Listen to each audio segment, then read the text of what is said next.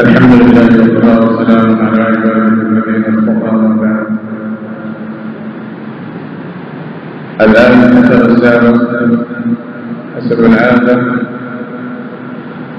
سوف يلقي فضيلة الشيخ الدكتور حبيب النبيل حفظه الله إمام خطيب وباحث شرعي في دارة الأوقاف السنية في مملكة البحرين كلمته هذه الليلة حول الهجرة النبوية على صاحبها الصلاة والسلام. وعنوان الموضوع مشاهد وعبر من هجرة خير البشر. ندعو فضيلة الشيخ ليلقي كلمته فليتفضل مشكورا.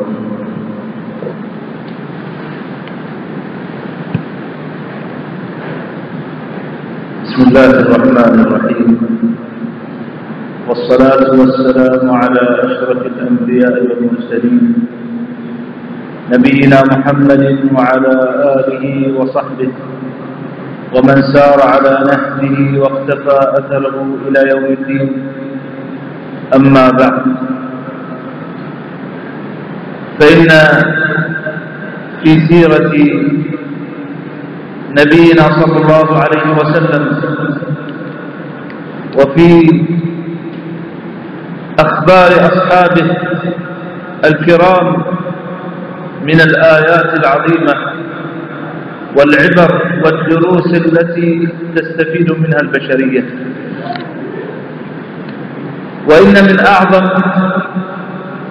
هذه الأحداث ومن أشرف تلك الأخبار ذلك الخبر الذي يتجدد علينا في كل عام، وكأن في ذلك إشارة إلى استزادة أهل الإسلام واتعاظهم واستفادتهم من ذلك الحدث. حدث الهجرة النبوية، الهجرة التي ترك فيها النبي صلى الله عليه وسلم، ترك فيه وطنه مكة أم القرى، وترك أصحابه بلدهم إلى يثرب. تلك الهجرة التي أحدثت نقلة في تاريخ الأمة بل وفي تاريخ البشرية بعد أن استقر النبي صلى الله عليه وسلم بعد تلك الهجرة التي ملئت بالأحداث العظيمة في المدينة.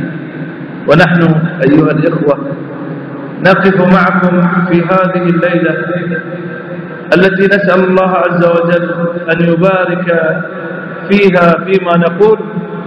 نقف معكم مع هذا الحدث العظيم ومع بعض المشاهد فيه لنستلهم الدروس والعبر.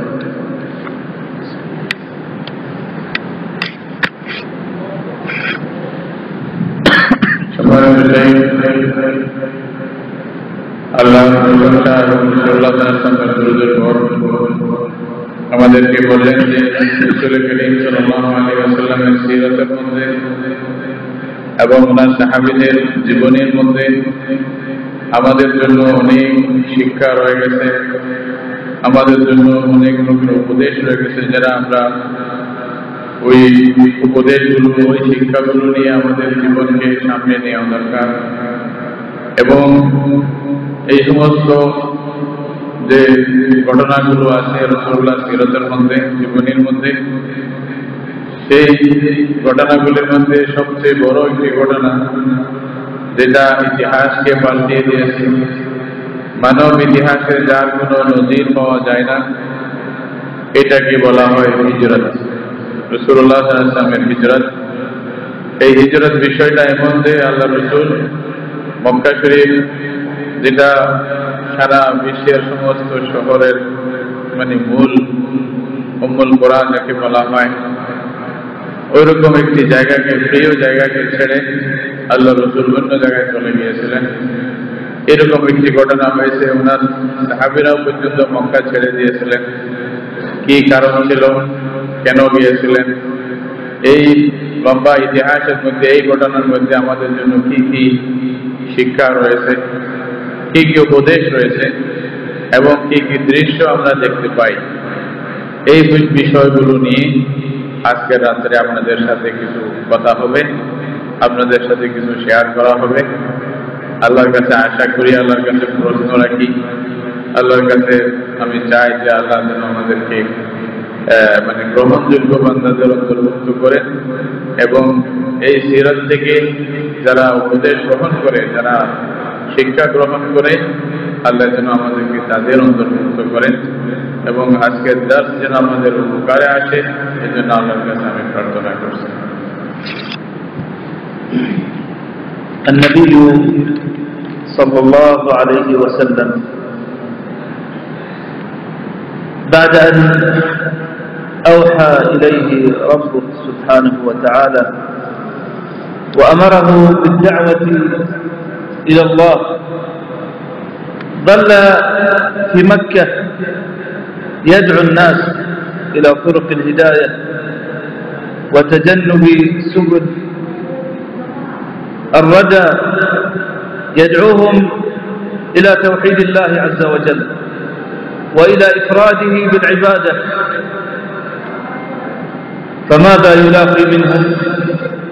يلاقي منهم الصدود والإعراض، ولا يؤمن مع النبي صلى الله عليه وسلم إلا القليل من الناس، بل يحاصر عليه الصلاة والسلام ويؤذى بالكلام ويؤذى أصحابه.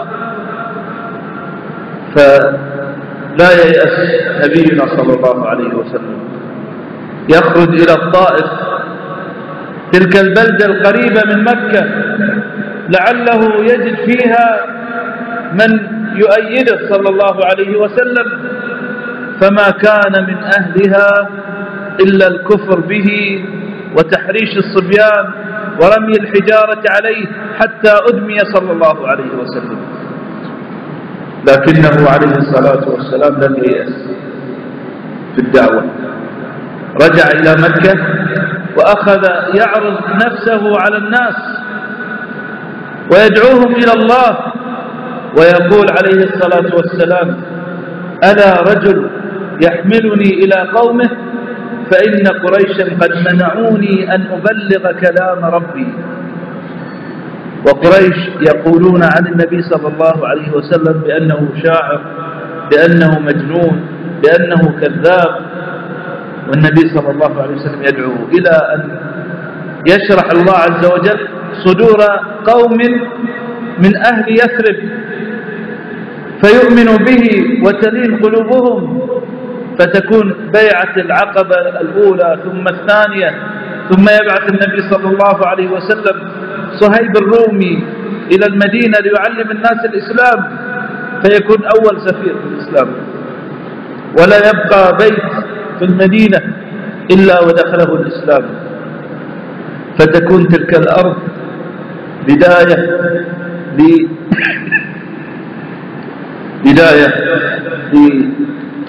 لموطن من آمن من الصحابة الكرام والنبي صلى الله عليه وسلم.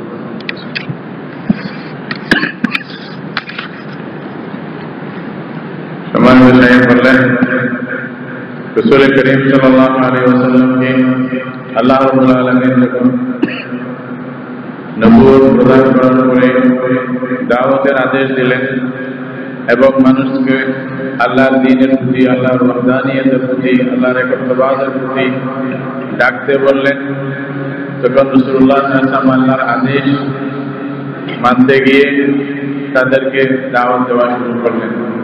যাকেই পাইতেন তাকেই, যেখানেই পাইতেন দ্বীনের প্রতি দাওয়াত দিতেন। এভাবে উনি যারা যারা নতুন ভাবে প্রথম যারা আপনার কথা শুনছেন, শুধু গুটি কয়েকজন মানুষই শুনছেন, অন্যরাও শোনেন নাই। তারপরে উনি দাওয়াত দিতেছিলেন যেন রাসূলুল্লাহ সাল্লাল্লাহু আলাইহি ওয়াসাল্লাম মানুষের কাছে পৌঁছাইতে পারেন। ওই দাওয়াত দিতে গিয়া যারা মানুষ ছিল তাদের কাছ থেকে কি পাইলেন উনি? দেখা গেল যে তাদের কাছ থেকে উনি আর কোনো উত্তর পেলেন না, শুধু তারা অবজ্ঞা করলেন, রাসূলুল্লাহ সাল্লাল্লাহু আলাইহি ওয়াসাল্লামের কথাকে অমান্য করলেন, তাদের বিরোধিতা পাইলেন।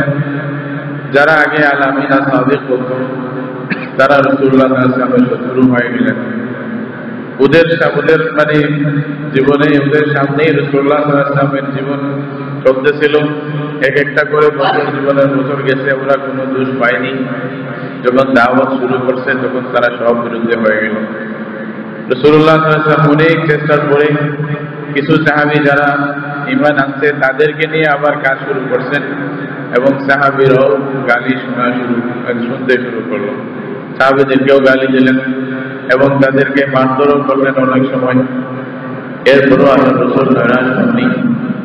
এমনকি রাসূলুল্লাহ সাল্লাল্লাহু আলাইহি ওয়াসাল্লাম শেষে যখন কুরাইশের এই অবস্থা থেকে মক্কা থেকে তায়েফে চলে গেলেন, তায়েফে গিয়া মনে করলেন হয়তো সেখানে কাউকে পাওয়া যাবে যিনি রাসূলুল্লাহ সাল্লাল্লাহু আলাইহি ওয়াসাল্লামের দাওয়াতকে গ্রহণ করবেন, হয়তো এটাকে সাদরে গ্রহণ করে নেবেন এবং এই দিকে চলে আসবেন, এটা মনে করে।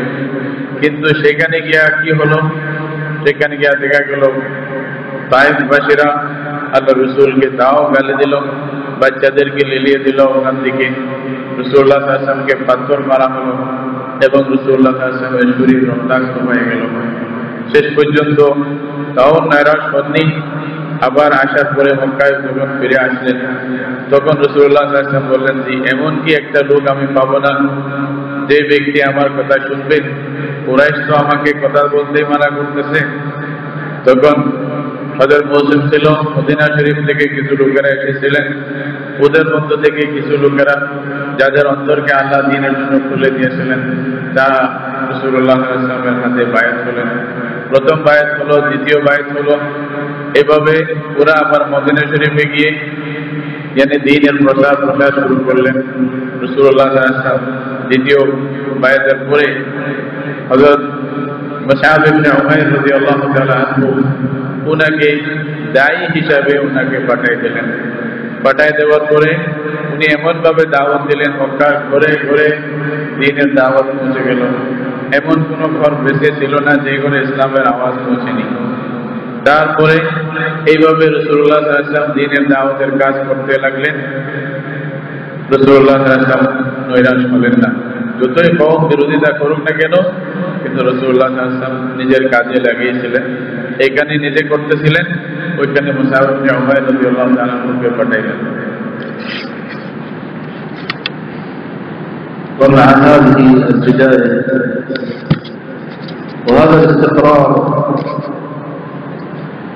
لبعض المسلمين في المدينة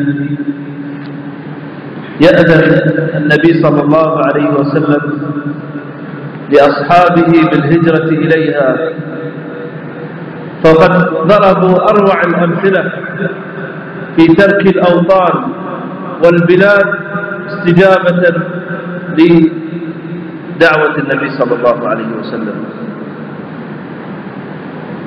وعلى رأسهم قدوتنا عليه الصلاة والسلام ترك بلده لله،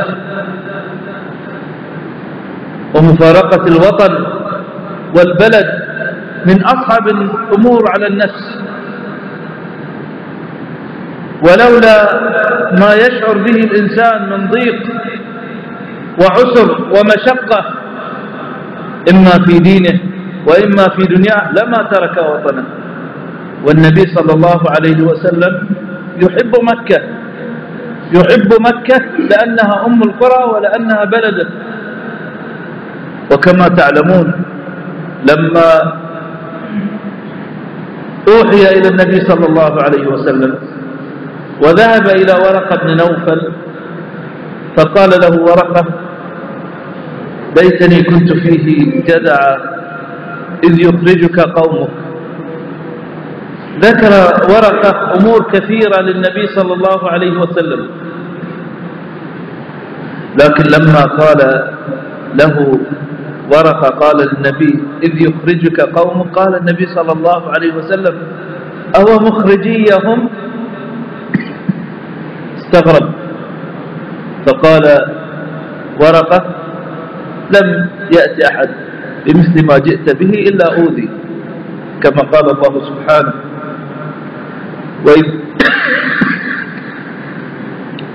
وإذ يمكر بك الذين كفروا ليثبتوك، يعني يسجنوك أو يقتلوك أو يخرجوك، ويمكرون ويمكر الله والله خير الماكرين. ولما خرج النبي صلى الله عليه وسلم قال والله إنك لخير أرض الله وأحب أرض الله إلى الله، ولولا أني أخرجت منك ما خرجت. والصحابة خرجوا وهاجروا، ومنهم صهيب الرومي. صهيب لما أراد الخروج مسكه الكفار فقالوا له جئتنا حقيرا صعلوكا لا مال لك، والآن تريد أن تخرج بمالك؟ والله لا يكون ذلك، لن نسمح لك في الخروج. فقال لهم أرأيتم إذ جعلت مالي تخلون سبيلي؟ قالوا نعم. قال فإني قد جعلت لكم مالي. فقال النبي صلى الله عليه وسلم ربح البيع صهيب. ربح البيع صهيب لم يترك جزء ماله، ولم يترك نصف ماله، ولم يترك ثلث ماله، ولم يترك نسبة بسيطة من ماله، وإنما ترك كل ماله لله وللهجرة ولنصرة هذا الدين وللتضحية من أجله. فأين من يقدم لله ولرسوله ولدعوة الإسلام اليوم من وقته ومن ماله في ذلك؟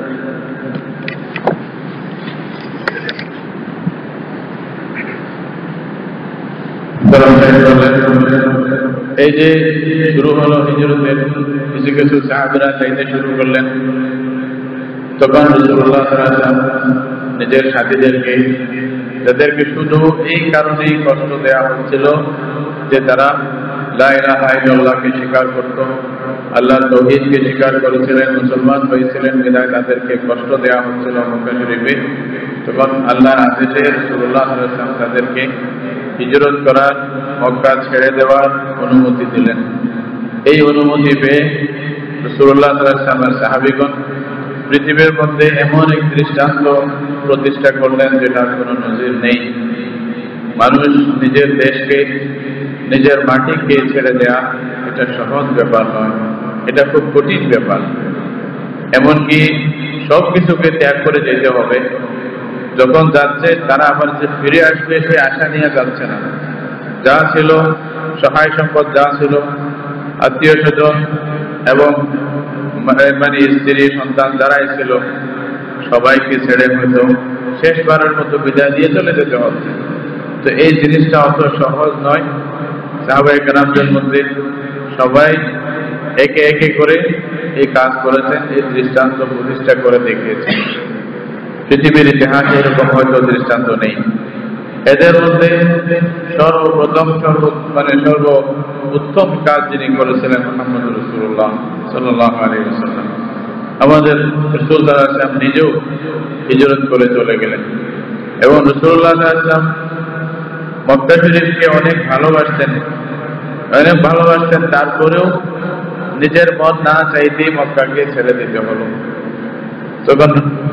যখন প্রথম ওহী নাযিল হয়েছিল তখন রাসূলুল্লাহ সাল্লাল্লাহু আলাইহি ওয়াসাল্লাম ওয়ারাকা ইবনে নওফলের কাছে গিয়েছিলেন। ওয়ারাকা ইবনে নওফল অনেক কথা বলেছিলেন।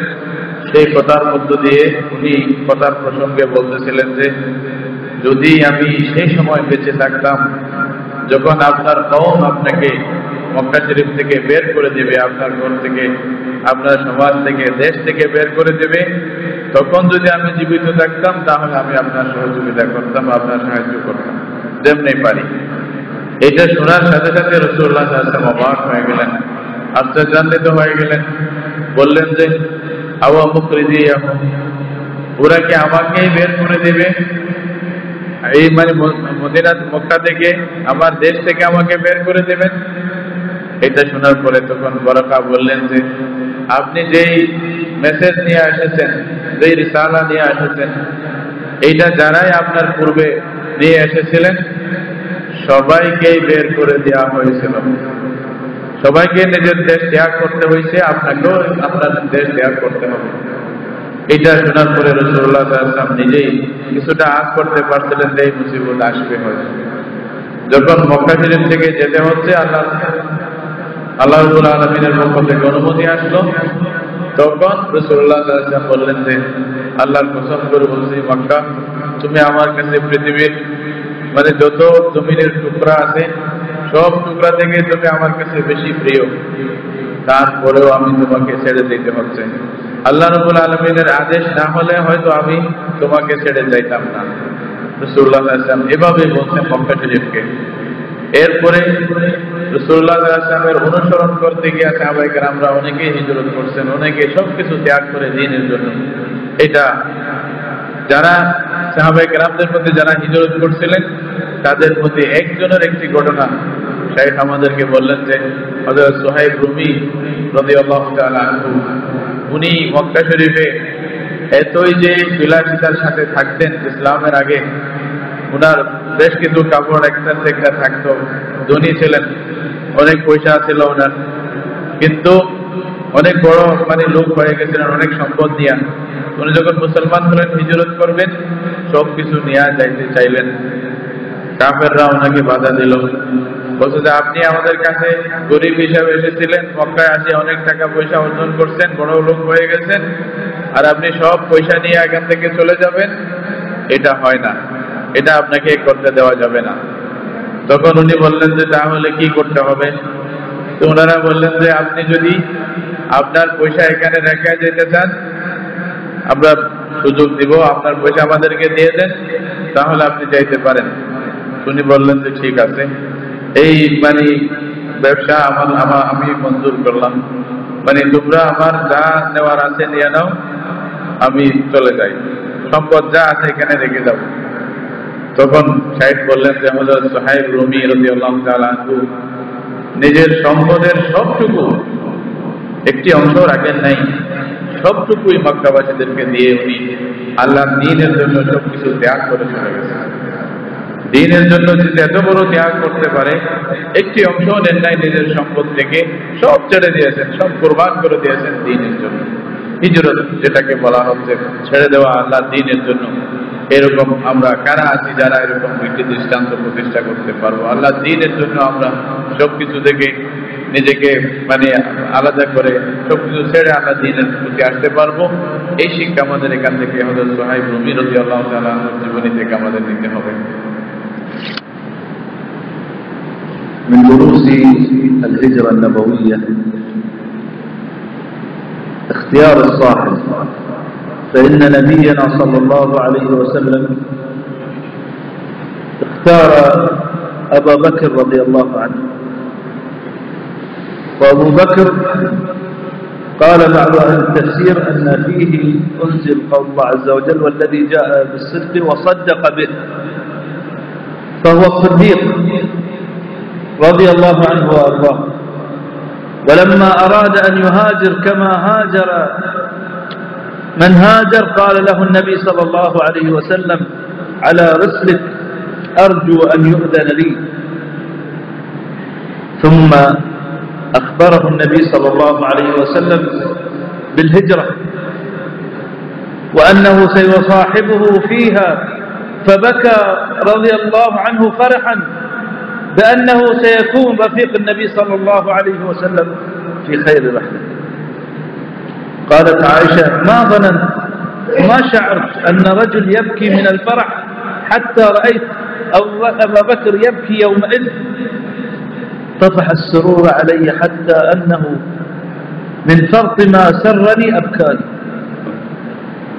أبو بكر رضي الله عنه الذي ضحى بماله ووقته وجهده وعقله وجعل كل أهله خدمة في هذا الدين وخدمة في نشره، ولما كان مع النبي صلى الله عليه وسلم يتقدم الرسول ويتأخر الرسول، وقبل أن يدخلوا في الغار يقول للنبي صلى الله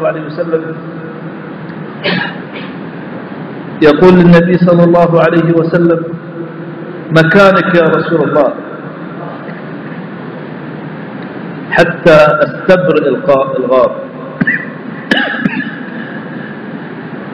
وهذا الصحابي الجليل حقق قول النبي صلى الله عليه وسلم: لا يؤمن أحدكم حتى أكون أحب إليه من ولده ووالده والناس أجمعين.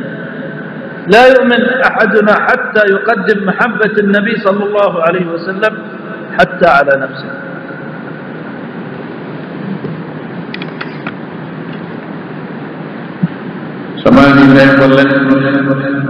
এই যে হিজরতের কথা আপনাদেরকে বলা হলো হযরত সুহাইব রুমির কথার মধ্যে, তো হযরত সুহাইবের এই কথা শুনে রাসূলুল্লাহ সাল্লাল্লাহু আলাইহি ওয়াসাল্লাম বলছিলেন যে রাবিহাল বাইউ বাইউ সুহাইব, সুহাইবের এই যে ব্যবসা, যে লেনদেন অতি সফল হয়ে গেছে, এটা রাসূলুল্লাহ সাল্লাল্লাহু আলাইহি ওয়াসাল্লাম বলেছিলেন। উনি সম্পদ দিয়ে জান্নাত কিনে ফেলছিলেন। তো সম্মানিত সাহেব আমাদের বললেন যে হিজরতের যে সমস্ত শিক্ষা আমাদের সামনে আসতেছে, এটার মধ্যে একটা শিক্ষা হলো ভালো একজন সাথী নির্বাচন করা। রাসূলুল্লাহ সাল্লাল্লাহু আলাইহি ওয়াসাল্লাম এই হিজরতের জন্য, হিজরতের এই যে সর্বশ্রেষ্ঠ সফরের জন্য, পৃথিবীর মধ্যে সর্বশ্রেষ্ঠ ভ্রমণের জন্য রাসূলুল্লাহ সাল্লাল্লাহু আলাইহি ওয়াসাল্লাম আবু বকর সিদ্দিক রাদিয়াল্লাহু তাআলা আনহুকে নির্বাচন করেছিলেন। আবু বকর সিদ্দিক কে ছিল এটা তো আপনারা হয়তো যারা শুনছেন জানবেন, এটা বোঝা দরকার যে আবু বকর সিদ্দিক রাদিয়াল্লাহু আনহু কে ছিলেন। তাই বললেন যে কোরআনে মাজিদের একটি আয়াত, ওয়াল্লাযী জাআ বিস-সিদকি ওয়া সাদ্দাকা বিহি উলাইকা হুমুল মুত্তাকুন। আল্লাহ রাব্বুল আলামিন যে বলছেন যারা সত্য এবং সত্য নিয়ে আসছে এবং সত্যায়িত করছে নবীর কথাকে, তারাই হলো মুত্তাকি পরহেজগার, যাদের প্রশংসা আল্লাহ করতেছেন। এই আয়াতটি নাযিল হয়েছিল আবু বকর সিদ্দিক রাদিয়াল্লাহু তাআলা আনহুর ব্যাপারে। এবং যখন রাসূলুল্লাহ সাল্লাল্লাহু আলাইহি ওয়াসাল্লাম অনুমতি দিয়েছিলেন হিজরতের জন্য, তখন আবু বকর সিদ্দিক রাদিয়াল্লাহু তাআলা আনহু নিজেও হিজরতের অনুমতি চাইলেন। রাসূলুল্লাহ সাল্লাল্লাহু আলাইহি ওয়াসাল্লামকে বললেন যে, ইয়া রাসূলুল্লাহ, আমি কি হিজরত করতে পারি?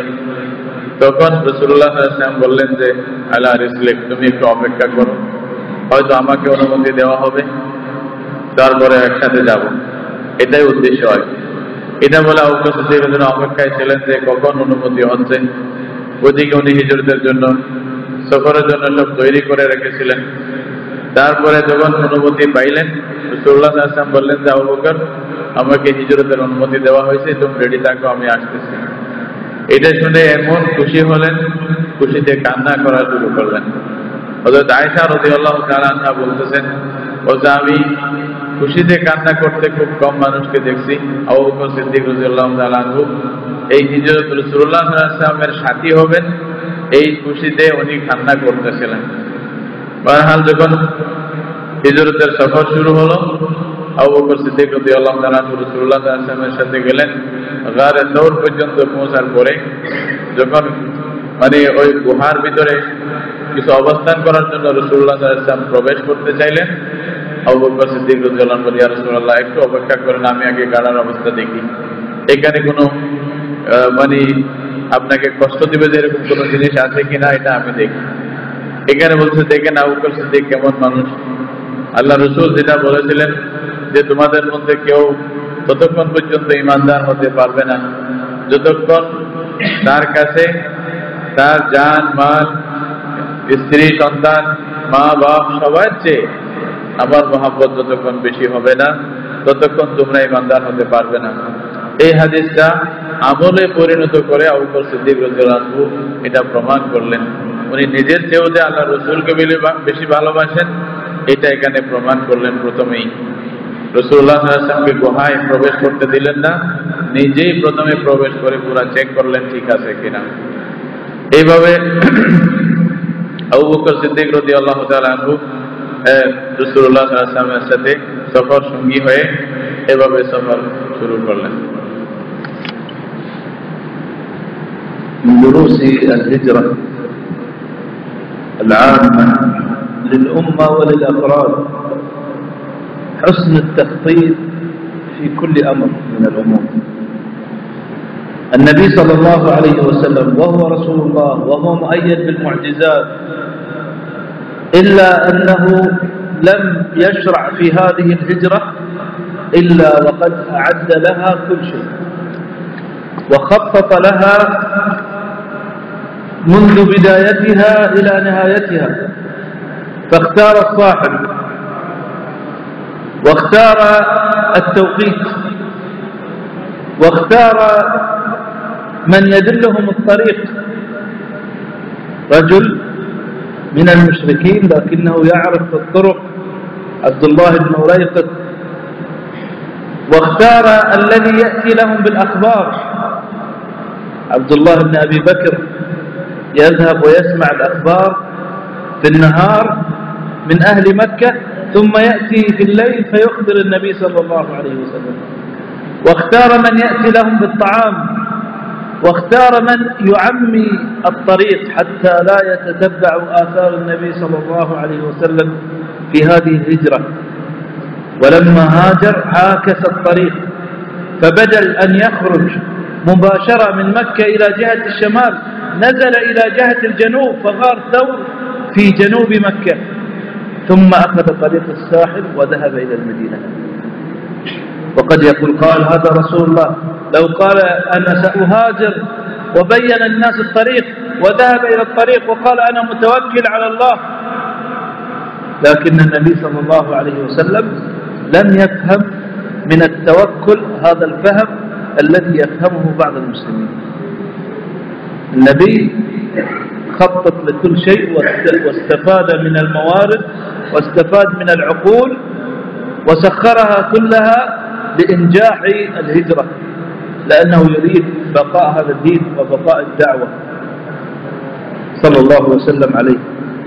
وهكذا أنت أيها المسلم تخطط في حياتك، تخطط لأبنائك، تخطط في معاشك، تخطط لمستقبلك، تخطط للدعوة إلى الله ونشره بين الناس.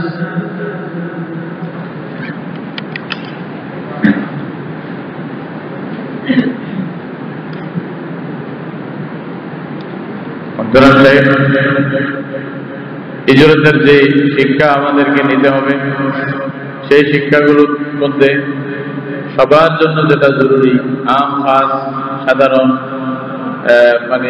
অসাধারণ সবার জন্য যে সমস্ত শিক্ষা জরুরি, এরকম একটি শিক্ষার দিকে ইঙ্গিত করে বললেন রাসূল করিম সাল্লাল্লাহু আলাইহি ওয়াসাল্লাম হিজরতের মধ্যে এত সুন্দর প্ল্যানিং করেছিলেন যেটা অবাক লাগার কথা। প্রত্যেকটা জিনিস শুরু থেকে শেষ পর্যন্ত হিজরতের মহান কাজ যেন সফলভাবে শেষ পর্যন্ত পৌঁছে যায়, এই জন্য রাসূলুল্লাহ সাল্লাল্লাহু আলাইহি ওয়াসাল্লাম মানবীয় দৃষ্টির দিক থেকে যত ধরনের সুন্দর প্ল্যান করা দরকার, পরিকল্পনা করা দরকার, আল্লাহ রাসূল সাল্লাল্লাহু আলাইহি ওয়াসাল্লাম পুরা পরিকল্পনা করেছেন।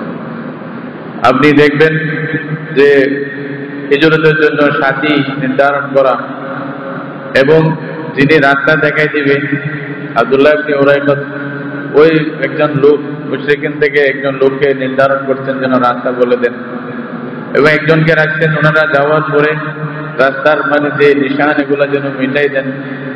এরকম ভাবে যিনি খানা নিয়ে আসবেন তাদের জন্য ওনাকেও নির্ধারণ করেছিলেন। আবার যিনি কুরাইশদের খবর পৌঁছাবেন রাসূলুল্লাহ সাল্লাল্লাহু আলাইহি ওয়াসাল্লামের কাছে ওনাকেও নির্ধারণ করেছিলেন।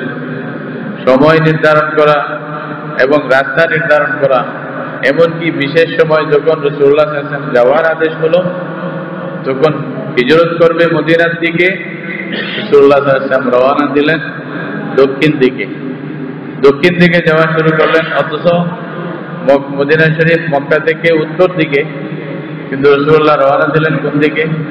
দক্ষিণ দিকে। গার সওর হলো দক্ষিণ দিকে। ওইখানে যাওয়ার পরে 3 দিন অবস্থান করে তারপরে উনি আবার সমুদ্রের রাস্তা দিয়ে আস্তে ধীরে যাইতে লাগলেন। এখানে একটা শিক্ষণীয় বিষয় হলো, শেখ যেটা ইঙ্গিত করছেন এটা আসলেও আমাদের অনেক বোকামি এবং আমাদের হুলু অনেক বিষয় জিনিস বোঝার বিষয়ে আমরা সীমা লঙ্ঘন করে থাকি অনেক সময়। উনি নবী, ওনার তো বিশ্বাস ছিল যে আল্লাহর পুরা শক্তি, আল্লাহ তাআলার পুরা সাহায্য ওনার সাথে আছে, এটা তো নিঃসন্দেহ ব্যাপার। কিন্তু তারপরেও রাসূলুল্লাহ সাল্লাল্লাহু আলাইহি ওয়াসাল্লাম এটা বলেন নাই যে চলো আমি বাইর হইতেছি, সবাই সামনে বের হয়ে যাব, তাওয়াক্কুল আলাল্লাহ, কোনো চিন্তাই নাই, বাস সোজা চলে যাব, কে কি দেখবো, আল্লাহর উপরে ভরসা। এটা করে রাসূলুল্লাহ সাল্লাল্লাহু আলাইহি ওয়াসাল্লাম সবাই সামনে এভাবে যান নাই, তাওয়াক্কুলের এরকম প্রদর্শনী করতে যান নাই। অথচ উনি নবী। আমাদের অনেকে হয়তো তাওয়াক্কুলের বিষয়টাকে ভুল বুঝে এইভাবেই কিছু কাজ করতে যায়, যার দ্বারাই হয়তো ক্ষতিতে পড়ে যায়। রাসূলুল্লাহ সাল্লাল্লাহু আলাইহি ওয়াসাল্লাম তাওয়াক্কুল থেকে এটা বুঝেন নাই। উনি বুঝলেন যে যত আমাদেরকে পরিকল্পনা করা দরকার, যত রকমের ব্যবস্থা নেওয়া দরকার, সবকিছু ব্যবস্থা নিয়ে তারপরে তাওয়াক্কুল তো আল্লাহ, এইটাই আমাদের শিক্ষা নিতে হবে। فقد توكل نبينا صلى الله عليه وسلم على الله، أخذ بالأسباب وعلق قلبه برب الأرباب. وهكذا في حدث الهجرة وقعت حوادث لم تكن في حسبان النبي صلى الله عليه وسلم، ولعله لن يستطيع ردها، لكنه عليه الصلاة والسلام أخذ ما يستطيع بمقاييس البشر من ترتيب وتنظيم.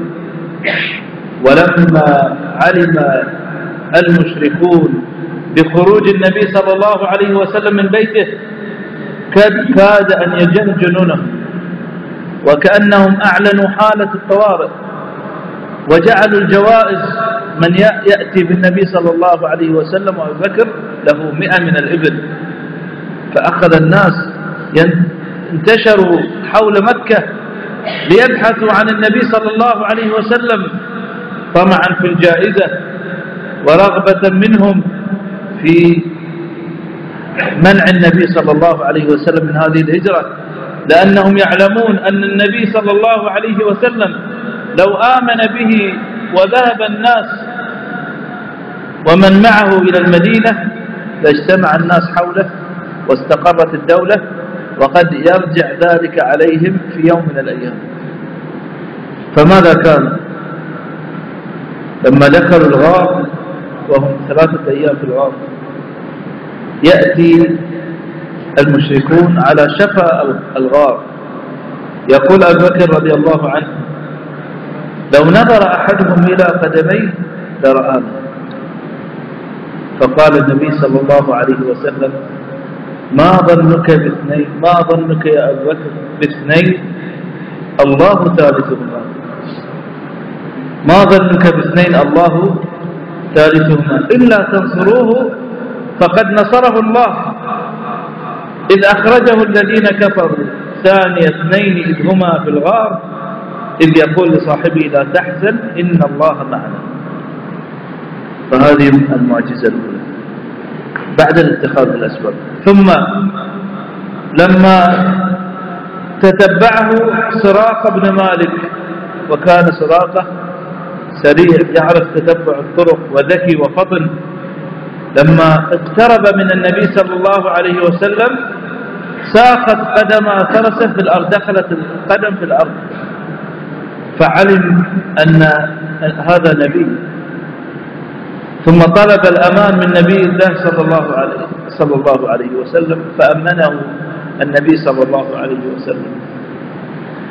فرجع سراقة لما أمنه النبي صلى الله عليه وسلم، رجع سراقة، فكان كلما رأى شخص يأتي من هذه الجهة يريد أن يبحث عن النبي صلى الله عليه وسلم يقول لهم ارجعوا كفيتكم هذه الجهة. فكان في أول النهار متربصا لنبي الله صلى الله عليه وسلم، وفي آخره مدافعا وحاميا عنه.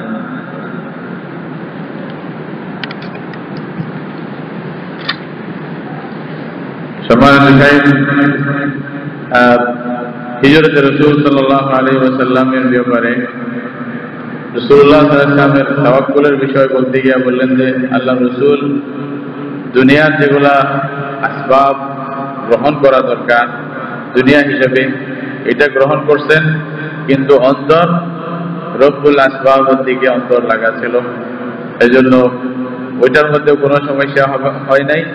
এবং দুনিয়া হিসাবে যেটা সামান নেওয়া দরকার এটাও করছেন, এবং পুরো তাওয়াক্কুল আল্লাহর উপরে করছেন। এইটাই তো রাসূলুল্লাহ সাল্লাল্লাহু আলাইহি ওয়াসাল্লামের তাওয়াক্কুল। এই সফরে আল্লাহ রাসূল অনেক বড় বড় বিষয় দেখেছেন যেটা উনি কল্পনাও করেন নাই যে এরকম কিছু হয়ে যাবে, এরকম কিছু দেখা হবে, বা আল্লাহ রাব্বুল আলামিন ওনার জন্য এরকম কিছু করবেন, এটা মানে ওনার কল্পনাও ছিল না। প্রথম মুজিজা যেটা প্রকাশ পাইছে এটা হলো যখন রাসূলুল্লাহ সাল্লাল্লাহু আলাইহি ওয়াসাল্লামের হিজরতের কথা প্রকাশ হয়ে গেল, মুশরিকিনরা জানতে পারলো, তখন ওনাদের জন্য যেন সব কিছু মানে হাত থেকে চলে গেল, তারা পাগল হয়ে গেল যে কিভাবে মানে মুহাম্মদ সাল্লাল্লাহু আলাইহি ওয়াসাল্লাম আমাদের হাত থেকে চলে যাবে। কারণ ওনারা জানতো যদি উনি এখান থেকে চলে যেতে মানে কামিয়াব হয়ে যায়, সফল হয়ে যায়, তাহলে ওই যেখানে যাবে ওইখানে লোকেরা আশেপাশে লোকেরা ওনার আশেপাশে চলে আসবে এবং ওনার জন্য শক্তি হয়ে যাবে, বড় হয়তো তাদের বিরোধিতার জন্য বড় একটা সুযোগ হয়ে যাবে, তাদের উপরে এই মানে এর মাসুলটা তাদেরকে দিতে হবে। এটা চিন্তা করে ওনারা কি যে করবে এটা যেন আর দিশ পেল না। কেউ বলল যে, সবাই মিলে বলল যে যে মুহাম্মদকে ধরে দিতে পারবে তাকে 100 উট মুহাম্মদ পুরস্কার হিসেবে দেওয়া হবে। রাসূলুল্লাহ সাল্লাল্লাহু আলাইহি ওয়াসাল্লামকে ধরে দেওয়ার জন্য পুরস্কার ঘোষণা করা হলো। এখন লোকেরা এদিক সেদিক তালাশ করতে শুরু করলেন। মুশরিকিনদের একটি দল এই যে গারে সৌরের একেবারে গারের মুখের মধ্যে চলে আসলো। রাসূলুল্লাহ সাল্লাল্লাহু আলাইহি ওয়াসাল্লাম এবং হযরত আবু বকর সিদ্দিক রাদিয়াল্লাহু আনহু তখন ভিতরে ছিলেন। আবু বকর সিদ্দিক রাদিয়াল্লাহু আনহু উপরে দিয়ে দেখলেন যে মুশরিকদের একেবারে মানে গুহার একেবারে কর্নারে পা দেখা যাচ্ছে, মুশরিকদের পা দেখা যাচ্ছে। তো বলছে যে এখন যদি সে পায়ের দিকে তাকায় আমাদেরকে দেখবে, তাহলে ধরে বেঁধে নিয়ে যাবে। তখন রাসূলুল্লাহ সাল্লাল্লাহু আলাইহি ওয়াসাল্লামকে বললেন যে রাসূলুল্লাহ এখন তো পায়ের দিকে দেখলেই আমাদেরকে দেখবে, কি অবস্থা হবে? ওনার চিন্তাটা ছিল সবচেয়ে বেশি রাসূলুল্লাহ সাল্লাল্লাহু আলাইহি ওয়াসাল্লামের জন্য। তো আল্লাহ রাসূল সাল্লাল্লাহু আলাইহি ওয়াসাল্লাম আবু বকর সিদ্দিক রাদিয়াল্লাহু আনহুকে বললেন, মা যান্নুকা বিইসনাইনি আল্লাহু সালিসুহুমা। আবু বকর, ওই দুইজনের ব্যাপারে তোমার কি ধারণা যাদের মধ্যে তৃতীয় হলেন আল্লাহ রাব্বুল আলামিন নিজে? মানে কত বড় ঈমান এবং মজবুত রব্বুল আরবাবের সাথে, মানে রব্বুল আসবাবের সাথে অন্তর কিভাবে মানে সম্পর্ক আছে, এটা মানে এই কথা থেকেই বুঝে আসে। কোরআন এই কথাকে বলতেছে, ইয ক্বাল লিসাহিবিহি লা তাহজান ইন্নাল্লাহা মা'ানা। বলতে যখন মানে গুহার মধ্যে ছিলেন তখন নিজের সাথী কে ছিল তখন? আবু বকর সিদ্দিক রাদিয়াল্লাহু তাআলা আনহু। ওনাকে বললেন যে লা তাহজান, চিন্তা করেন না, আল্লাহ আমাদের সাথে আছেন। এইটার পরে কাফেররা আর দেখলো না, কারণ চোখ আমরা যে নড়াচড়া করি, চোখ যে নড়বে, এটা কার আদেশে? আল্লাহর আদেশে। আল্লাহ যদি ওদিকে না নিতে বলেন আর চোখ যাবে না। ওরা আর নিজের কদমের দিকে দেখেন নাই। এটাই বড় মুজিজা ছিল রাসূলুল্লাহ সাল্লাল্লাহু আলাইহি ওয়াসাল্লামের এই গারে মানে হিজরতের সফরের মধ্যে প্রথম মুজিজা। এরপরে দ্বিতীয় একটি মুজিজার কথা শাইখ যেটা বললেন, এটা হলো রাসূলুল্লাহ সাল্লাল্লাহু আলাইহি ওয়াসাল্লাম যখন গুহা থেকে বের হয়ে রওনা দিলেন, তখন সুরাকা মানে পরে উনি সাহাবী হয়ে গেছেন, বলে উনি তখন মক্কার মধ্যে প্রসিদ্ধ ছিলেন যে উনি নকশা মানে মানুষের পায়ের পদাঙ্ক চেনার মধ্যে খুব বেশি প্রসিদ্ধ ছিলেন। উনি বুঝতে পারতেন যে কে কোথায় যাইছে, মানে কোন দিকে যাচ্ছেন। তো উনি ঘোড়া দৌড়াইয়ে রাসূলুল্লাহ সাল্লাল্লাহু আলাইহি ওয়াসাল্লামের পিছনে পিছনে গিয়া মানে রওনা শুরু করলেন। যখন দেখলেন, আবু বকর সিদ্দিক রাদিয়াল্লাহু আনহু বললেন যে সুরাকা আসতেছে। তখন সুরাকার আরো বেশ কিছু ঘটনা হয়েছে।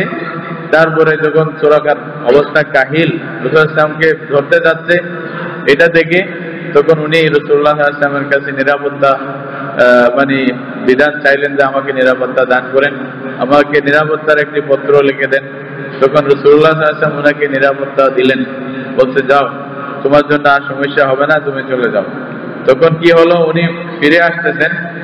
মক্কার যে সমস্ত মুশরিকরা ওই উপকার মানে ইয়ার পুরস্কারের লালচে যারা মানে রাসূলুল্লাহ সাল্লাল্লাহু আলাইহি ওয়াসাল্লামকে তালাশ করা শুরু করছে, ওই দিক থেকে যারাই আসতেছিল, যাদের সাথে সাক্ষাৎ হচ্ছিল, তাদেরকে উনি বললেন যে তোমরা ফিরে যাও, এই দিকটা আমি দেখে ফেলছি, তোমাদের আর দেখতে হবে না। এটা যেন রাসূলুল্লাহ সাল্লাল্লাহু আলাইহি ওয়াসাল্লামের পক্ষ থেকে উনি প্রতিরক্ষা মন্ত্রী হিসাবে কাজ করতেছিলেন। এখন যিনি ধরতে গেছিলেন উনি উল্টা ওনাকে বাঁচানোর জন্য কাজ করছিলেন। এভাবে রাসূলুল্লাহ সাল্লাল্লাহু আলাইহি ওয়াসাল্লাম মক্কার দিকে মদিনা শরীফের দিকে হিজরতের পথ এক এক করে এগোতে লাগছিল। الهجرة يظهر أثر المرأة في نصرة الدين، وكما أن الرجل يدعو إلى الله عز وجل ويتعبد وينفق مالا، كذلك المرأة المسلمة الصالحة لا تمنع من هذا الدور. فإن أسماء بنت أبي بكر عرفت باسم عظيم واشتهرت به، فهي أسماء ذات النطاقين، وهذا الاسم له تعلق بالهجرة، فإنها كانت تأتي بالطعام إلى النبي صلى الله عليه وسلم وإلى أبي بكر. وفي مرة نست أن تأتي بما تربط به الطعام، فأخذت نطاقها ما تربط به نفسها وشقته نصفين، فربطت بنصف نفسها وبالنصف الآخر الطعام، فسميت أسماء ذات النطاقين. مرأة عاقلة مضحية ناصرة لهذا الدين. وهكذا لا بد أن نربي في زوجاتنا وفي بناتنا أن تكن نساء صالحات داعيات مربيات فاضلات لهذا الدين، ولا أكتفي بصلاح نفسي أو أن أستأثر بالدعوة به وأنسى دور المرأة وأنسى فعلها وأنسى أثرها في الدعوة إلى الله عز وجل.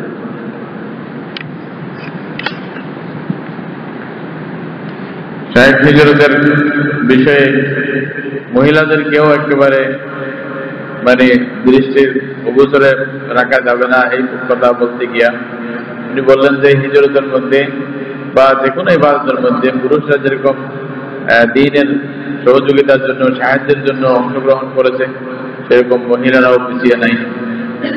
আসমা রাদিয়াল্লাহু তাআলা আনহা হযরত আবু বকর সিদ্দিক রাদিয়াল্লাহু তাআলা আনহুর মেয়ে, উনাকে নাম দেওয়া হতো যাতুন নিতাকাইন। তো শাইখ বললেন যে এই নামের সাথে হিজরতের সাথে বিরাট সম্পর্ক রয়েছে। কেমনে?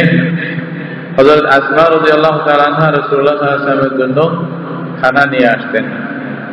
তো সব সময় বাঁধিয়ে নিয়ে আসতেন। এক সময় খানা আনতে নিয়ে আসতেছিলেন, খানাকে বাঁধতে ভুলে গেছেন। এখন কোথায় একটা রশি তো লাগবে, বলছে ওনার যে নিজের শরীরকে যে রশি দিয়া বাঁধিয়া রাখতেন ওইটা খুলে ওইটাকে দুই ভাগ করে রাসূলুল্লাহ সাল্লাল্লাহু আলাইহি ওয়াসাল্লামের খানা বাঁধছেন, যার কারণে ওনাকে যাতুন নিতাকাইন বলা হতো। উনি ছিলেন হযরত আসমা রাদিয়াল্লাহু তাআলা আনহা, যিনি দ্বীনের জন্য এত বড় কুরবানি দিয়েছেন, দ্বীনের সহযোগিতার জন্য এভাবে নিজেকে আগে বাড়ায় দিয়েছেন, এবং এই জন্যই উনি নিজেও অনেক বড় ফজিলত প্রাপ্ত হয়েছেন। এরকম ভাবে মহিলারা দ্বীনের জন্য যে কুরবানি করতে পারে, তাদের যে একটা ভূমিকা আছে এটাকে আমরা ভুলা উচিত হবে না। তারাও দ্বীনের সহযোগিতা, দাওয়াতের ব্যাপারে, দ্বীনকে প্রচারের ব্যাপারে তাদের ভূমিকাটাও আমাদেরকে মনে রাখতে হবে। ومن دروس الهجرة، وأختم بهذا الدرس، وإن كانت الهجرة محل نظر وتأمل ولا يزال المسلم معتذر، لا يزال المسلم يعتذر بسيرة النبي صلى الله عليه وسلم وتظهر له الفوائد والدروس في حياته. هاجر الصحابة الكرام، هاجروا بلادهم لله سبحانه وتعالى، وكذلك المسلم يهاجر. كيف يهاجر؟ يهاجر المعاصي. قال الله سبحانه: والرجز فاهجر. وقال صلى الله عليه وسلم: المسلم من سلم المسلمون من لسانه ويده، والمهاجر من هجر ما نهى الله عنه. المهاجري اليوم في هذا الزمن هو من يهاجر ما نهى الله سبحانه وتعالى عنه، يهاجر المعاصي ويهاجر المنكرات، يهاجر المعصية ببصره وبلسانه وبسمعه وبيده، فلا يأكل إلا الحلال ولا يسمع إلا الحلال ولا يبصر إلا الحلال، يغض بصره عما حرم الله، ولا يذهب برجله إلا إلى ما شرع الله، وبهذا تكون مهاجر، يهاجر ما نهى الله سبحانه وتعالى عنه. نسأل الله سبحانه وتعالى أن يعيننا على شرور أنفسنا، وأن يجعلنا هداة مهديين غير ضالين ولا مضلين، وأن يعصمنا عن الزلل وعن المعاصي، وأن يقينا الشرك والكفر ما ظهر منه وما بطن، وأن يختم لنا بخير. وصلى اللهم وسلم على نبينا محمد.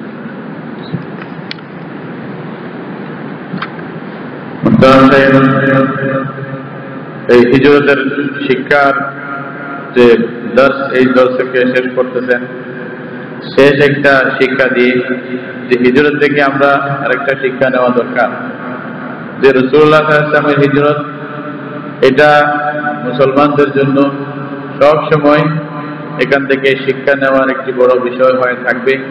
যতদিন মুসলমান পৃথিবীতে বেঁচে থাকবেন ততদিন মুসলমানেরা রাসূলুল্লাহ সাল্লাল্লাহু আলাইহি ওয়াসাল্লামের হিজরতকে পড়বে এবং ভালোভাবে অধ্যয়ন করবে, গবেষণা করবে, এখান থেকে তারা শিক্ষা নেওয়ার চেষ্টা করবে। এটাই মুসলমানদের জন্য জরুরি এবং প্রযোজ্য, অবশ্যই করা দরকার। বিশেষ করে বর্তমান যুগেও মুসলমানেরা হিজরত করতে পারে এবং হিজরতের যে মর্যাদা, হিজরতের যে সওয়াব, এটা ওরা অর্জন করতে পারে। কিভাবে? এটা শেখ খুব সুন্দর এবং হাদিস এবং কোরআন দিয়া বললেন যে এখন হিজরত করবে কি, আল হিজরত মিনাল মাআসি, মানে গুনাহ থেকে আপনি হিজরত করবেন, গুনাহ ছেড়ে দেবেন। আল্লাহ রাব্বুল আলামিন কোরআনে বলছেন ওয়াররুজা ফাহজুর, তোমরা অন্যায়কে ছেড়ে দাও। মানে মূর্তি পূজা বলেন অথবা অন্যায় বলেন, গুনাহ বলেন, পাপ বলেন, সব কিছুকে তোমরা ছেড়ে দাও। এটাও একটা হিজরত। রাসূলুল্লাহ সাল্লাল্লাহু আলাইহি ওয়াসাল্লাম মুহাজির, বর্তমান বিশ্বে, বর্তমান যুগে মুহাজির কাকে বলা হবে? এটা বলতে গিয়ে এক হাদিসের মধ্যে, লম্বা হাদিসের মধ্যে আল্লাহ রাসূল বলছেন ওয়াল মুহাজির মান হাজারা মা নাহাল্লাহু আনহু। মুহাজির কাকে বলে? হিজরতকারী কাকে বলে? যে আল্লাহ যা নিষেধ করেছেন ওই কাজ যে ছেড়ে দিবে সে মুহাজির। তাহলে আমরা কি ছেড়ে দেব? আমরা গুনাহ ছেড়ে দেব, আমরা অন্যায় খারাপ কাজ ছেড়ে দেব, আল্লাহ যেটা অপছন্দ করছেন ওগুলা ছেড়ে দেব। তাই বললেন যে এই ছেড়ে দেওয়াটা, আপনার হাত দিয়ে গুনাহ করবেন না, মুখ দিয়ে গুনাহ করবেন না, চোখ দিয়ে গুনাহ করবেন না, কান দিয়ে গুনাহ করবেন না, এরকম ভাবে পা দিয়ে গুনাহ করবেন না। আপনি মুখ দিয়ে হালাল খাবেন, হারাম খাবেন না, চোখ দিয়ে হারাম দেখবেন না এবং কান দিয়ে হারাম শুনবেন না এবং হারামের দিকে পা দিয়ে হাঁটিয়ে যাবেন না। এইভাবে যদি আপনি গুনাহ ছাড়তে পারেন তাহলে আপনিও মুহাজির হিসাবে হিজরতকারীদের সাথে অন্তর্ভুক্ত হয়ে আপনিও সেই সওয়াব ইনশাআল্লাহ পাইতে পারেন। এটা বলে তাই সবার মানে কাছে হিজরতের দর্শ থেকে, হিজরতের ঘটনা থেকে বেশি বেশি আমাদেরকে মানে বিভিন্ন শিক্ষা এবং উপদেশ গ্রহণ করার আমাদেরকে আদেশ দিয়ে মানে উনি কথা শেষ করলেন এবং আল্লাহর কাছে দোয়া করলেন যে আল্লাহ রাব্বুল আলামিন যেন আমাদের সবাইকে গ্রহণ করেন এবং আমাদেরকে ফিতনা থেকে মুক্ত করেন এবং সঠিকভাবে রাসূলুল্লাহ সাল্লাল্লাহু আলাইহি ওয়াসাল্লামের সিরত পড়ে জেনে সেই সিরত মতে আমাদের জীবন গড়ার জন্য আল্লাহ আমাদেরকে তৌফিক দান করে, এই দোয়া করলেন। ওয়া আখিরু দাওয়ানা আলহামদুলিল্লাহি রাব্বিল আলামিন।